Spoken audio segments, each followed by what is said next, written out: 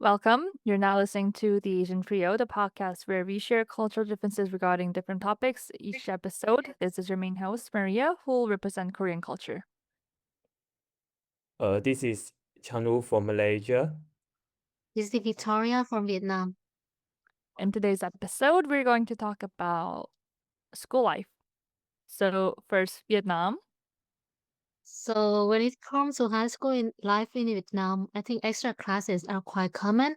Especially, it really depends on the grade level. For primary and middle school students, not many people take extra classes, and if they do, it's usually just subject like English or math, maybe 2 or 3 times a week. But things become much more intense for students in their final years of middle school and especially in high school.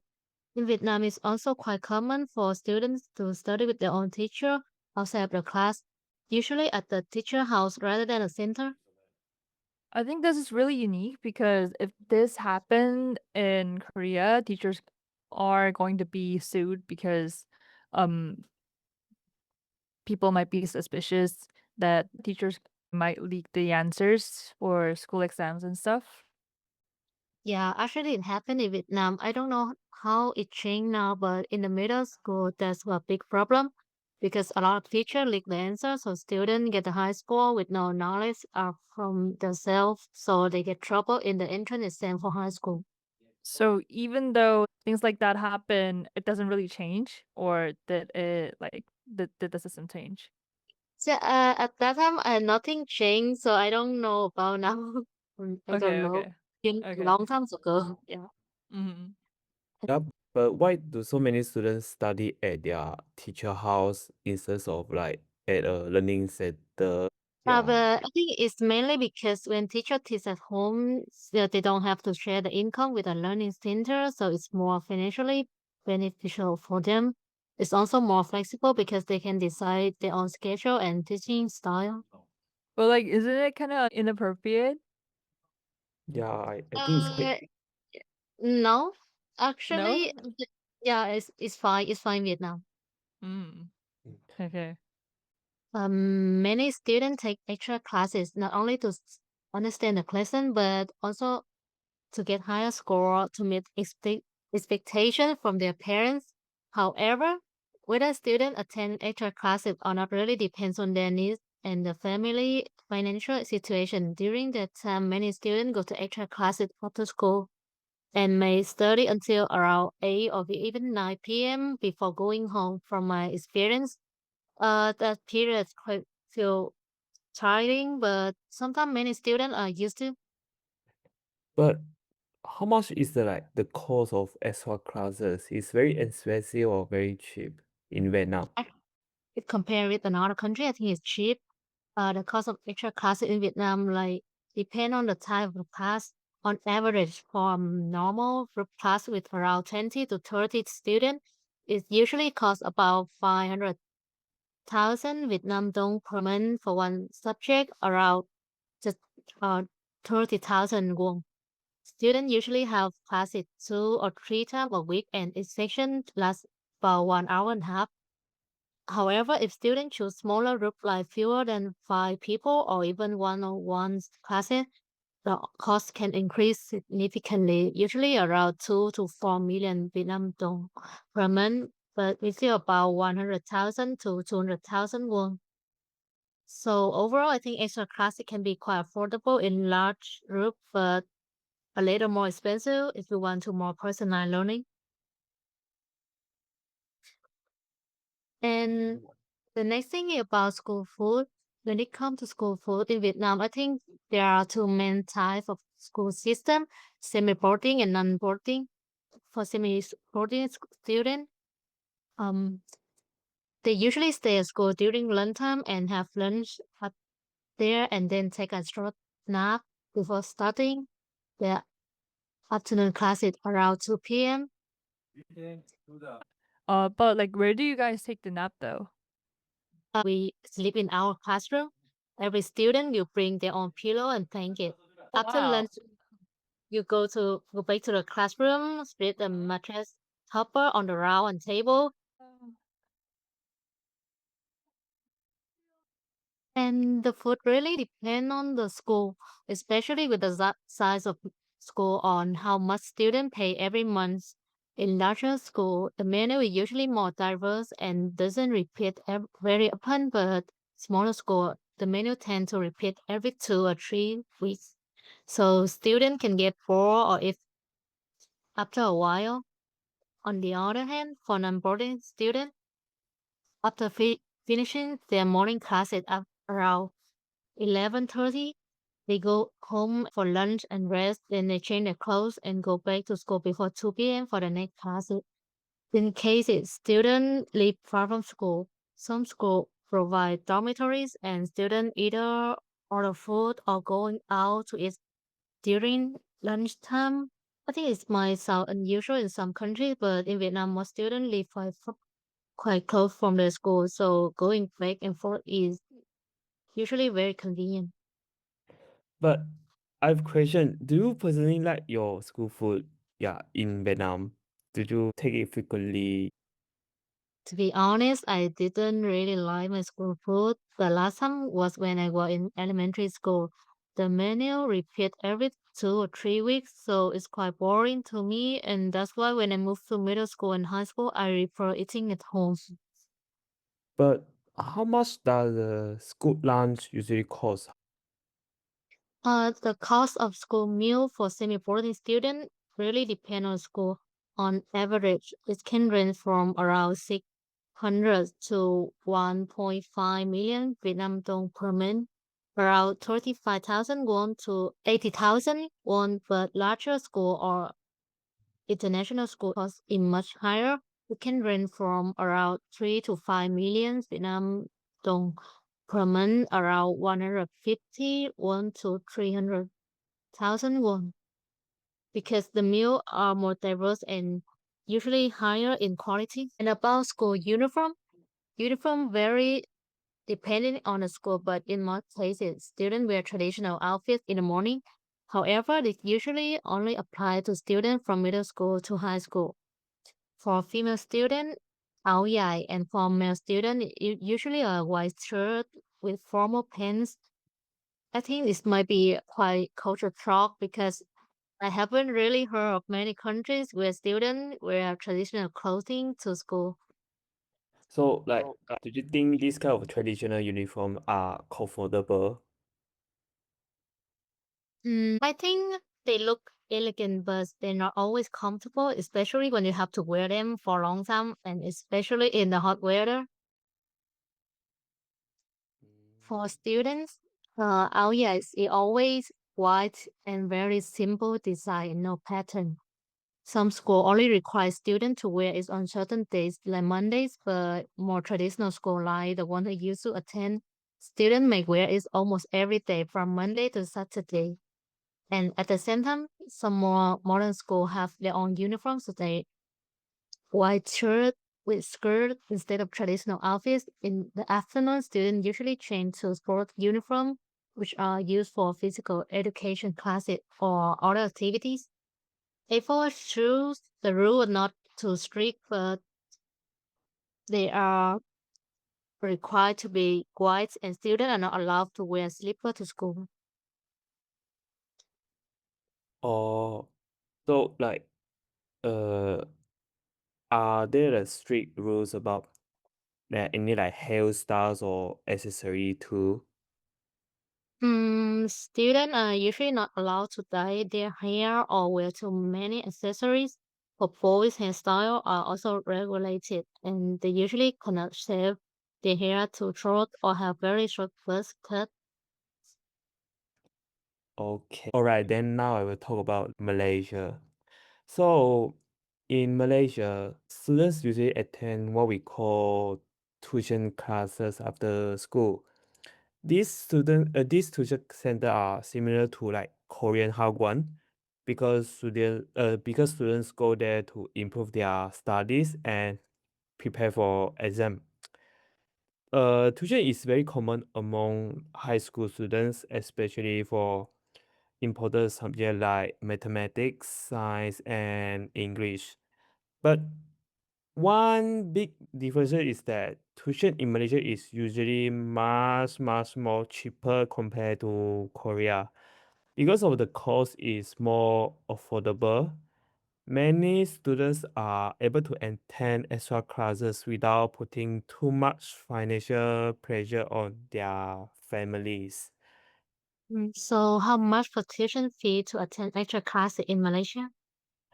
I it depends on what subject you take. Like if it's something like English or Maths, the tuition fees are quite reasonable. But if it's like chemistry, the price can go very high because of the high demand. And of course, small groups lessons are cheaper than one-to-one personal lessons. But overall, it costs like 10,000 to 20,000 word per hour for small group lessons. And I would say that students can choose between small neighborhoods tuition center, private tutor, or even online classes depending on their needs and budget. However, compared to Korea, the tuition culture in Malaysia is generally less stressful and less competitive, I would say. Most students attend tuition classes only a few times a week, usually in the evening or during weekends. During major examination periods such as SPM, SPM is Malaysia SAT, I would say. Students may attend extra classes more frequently to prepare for their exam. Another interesting thing about Malaysia is that tuition center can be very different depending on the area. In bigger cities, students may have access to larger tuition academic with many facilities and experienced teacher. In smaller towns, students often attend smaller neighborhood tuition center or even online tuition classes from home. Even though Malaysian students study hard, many of them still have time for like activities, hobbies, sport, and spending time with families and friends. This create a more balanced lifestyles compared to country where students study late into night every day, like maybe China or Korea. So now I wanted to talk about the school food. One interesting thing about Malaysia school is that the variety of food students can enjoy. Because Malaysia is a multicultural country, school canteens usually sells different types of food from Malay, Chinese, and India culture. This gives the student the chance to try many different flavors and dishes during school hours. In many schools, students buy food from the canteen during recess or lunch break. Common food like including nasi lemak, fried rice, noodles, curry, sandwich, and different local snacks. Drinks like tea and fruit juice are also very popular among students. And personally, my favorite is Milo, of course. Compared to some countries where school provides fixed meal, Malaysian students usually have more freedom to choose what they want to eat. Another interesting point is that school food in Malaysia is generally cheap and affordable. Even Oh, with a so small amount, even with a small amount of money, students can usually buy a meal and a drink. so for school meal in Malaysia, you don't need to pay the fixed fees every month? Yes, you can choose which day you want to eat and which day you don't want, and of course you can buy whatever you prefer. So I would say like generally speaking, it's something like a restaurant, but it's on the school campus and will cheaper price. And because of this, the canteen often becomes a social place where students gather, eat together, and spend times with friends. However, not all school food is good, I would say. To be honest, some canteen food can be taste bad or become boring after students eat theirs. Some students also complain about the quality of certain foods sold at school. But overall, school food in Malaysia reflects the country multicultural society and is affordable, diverse, and an important part of student daily experience, even if the school food is not always perfect. And let's talk about our school uniform. In Malaysia, most students are required to wear school uniforms every day. Yeah, they require. The uniform are usually simple and comfortable, and they help create a sense of discipline and equality among students. Most public schools have similar uniform styles across the country. Like for boys, the uniform usually consists of a white shirt and a dark blue or green pants. Girls normally wear a white shirt with a long dark colored skirt, and Muslim girls may also wear a tudong, which is part of their school uniforms. Some schools also require students to wear a tie and what we call the school badge or name tag. Compared to Korea, Malaysia school uniforms are usually less fashionable and more focused on practicality. Students do not really see uniform as a fashion trend, and most uniforms are designed to be affordable for families. Do you think strict uniform rules help students focus more on studying? Yes, I think strict uniform rules can help students focus more on studying because everyone dressed the same. So there is less pressure to follow the fashion trend or compare appearance. It can also create a more disciplined school environment. And school in Malaysia can be also quite strict about appearance. Yeah, students may get into trouble for having a long hair, dye hair, or maybe like fancy accessories, or wearing the uniform equally. A teacher often check student appearance during the school assembly or before classes begin. However, many students still try to express themselves in small ways, such as through their shoes, bags, watches, or hairstyle that follow school rules.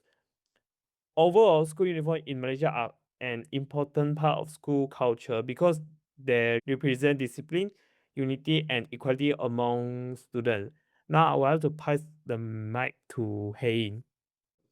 Okay, so for Korea, extracurricular classes in Korea, which is usually called Hagwon, is basically a system which students go to a certain places called academies, and learn in order to further understand what they've learned or will learn at school, such as subjects like math, Korean literature, science, or to develop their skills regardless of school system like musical instruments, arts, physical education, etc. This system has been around for quite a long time, maybe since the 90s. For most of the cases, this Hagwon is a system made in order to prepare students for CSAT, the Korean version of SAT or college. So, how many hours do students usually spend at Hagwon after school?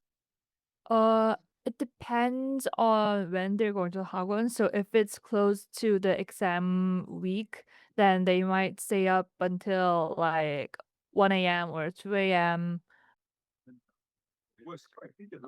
When it's like right in the middle of the exam weekend, then it kind of is tough. But usually until like 10 p.m., I guess. 10 p.m., 11 p.m. Nowadays, learning from academic videos of famous teachers called 일타강사, aka the best star teacher, is a thing. So what you do is you pay for a yearly subscription for a specific platform where teachers upload their teaching videos, and students get a textbook, watch those videos, solve problems from the book, upload questions online if you have any. Uh, this way, it's more cheaper than going to original Hagwon, whereas and Hagwon might be counted as time-consuming and expensive. Do students refer online lecture or going to Hagwon in person? I think it I think it depends on their learning method because I usually like studying with my friends offline, but if people if like some students are more comfortable studying online by themselves, then online lectures could be a more efficient way to But study. but Mhm. I can't study like with friends. I need to study alone. Yeah, me too. I know, but like for me, I really like studying with friends because I just want someone who's watching me to study. I can't study alone because if I study alone, I just watch my phone all day, like scrolling through Instagram and stuff. So I need someone to watch and But like see if I'm doing things correctly. but how much the face-to-face Hagwon classes like the fees I mean how much is it? Hagwon fees? Yeah, Hagwon fees like face-to-face one, not the online one. Oh, if we, so like the offline Hagwon, I think it's really expensive. I'm not the one who pays for Hagwon. When I was in high school, I wasn't the one who was paying for Hagwon, so I don't know for sure. But it's really expensive. I heard like because a lot of students who goes to Hagwon are not just like so if someone goes to Hagwon, they're not just going to one subjects like the Hagwon who where it teaches one subjects. They learn a lot of subjects like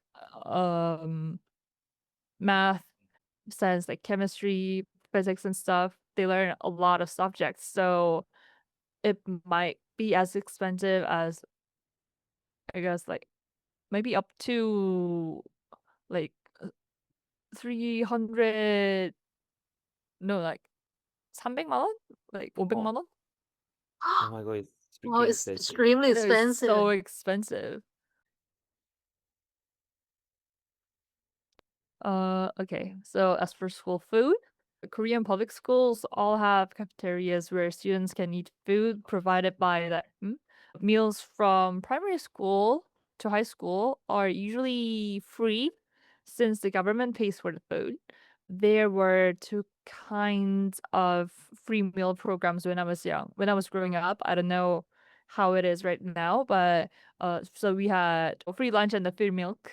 So when I was young, we used to have a free school milk program like the UK. So we got a carton of milk every day, and some students brought milk magic straws. Do you know what it is? I don't Milk know. magic straws. It's a straw with the flavored filters, like the little round thingies. And if you sip the straw, then that filter turns the white milk into a flavored one, like chocolate milk or like strawberry milk. Oh, Or this is the first time I heard about that. Like yeah. it's really common in Korea. So when I was young, a lot of my friends brought it at school to drink the free milk with the straw, and we like fought a lot of the time trying to get the sip of that chocolate milk. That just And only have Mhm. a chocolate flavor. No, they have like banana flavored chocolate, strawberry. I've also seen like cookie and cream stuff. Ugh. Mm, And there's free lunch. but are Korean school lunch healthy?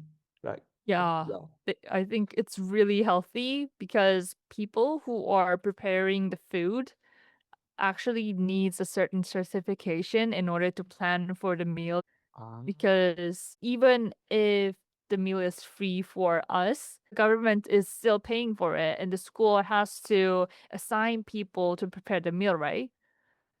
And yeah. the people who gets assigned and like hired by the school need this certification to prepare the meal. Mm, So they need to be certified and like professional regarding the all the food and nutrition and stuff. mm, So the food quality differs from school to school, but usually it is not that bad.